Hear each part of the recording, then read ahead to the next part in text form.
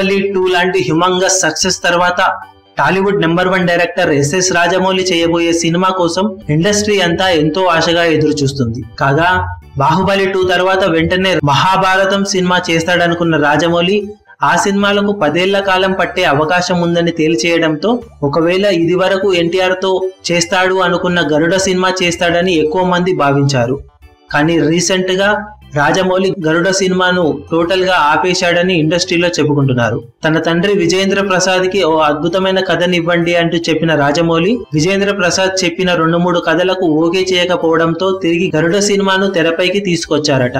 కానీ ఆ cinema project మొదలు పెడితే ఇప్పటికిప్పుడే పూర్తి అవ్వడం కష్టమని చెప్పిన రాజమౌళి ఓ పక్కా కమర్షియల్ ఎంటర్టైనర్ కావాలని విజయేంద్ర ప్రసాద్ ని అడిగినట్లు ఇండస్ట్రీలో చెప్తున్నారు.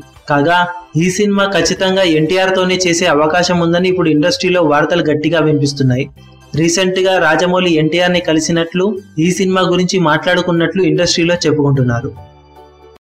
మీ అభిమాన హీరోలకు సంబంధించిన లేటెస్ట్ అప్డేట్స్ కోసం మా ఛానల్ ని సబ్స్క్రైబ్ చేసుకోండి. ఏ చిన్న అప్డేట్ ని మిస్ అవ్వకూడదు అనుకుంటే బెల్ ఐకాన్ ని ప్రెస్ చేయండి. లైక్, షేర్, కమెంట్ చేయడం మర్చిపోకండి.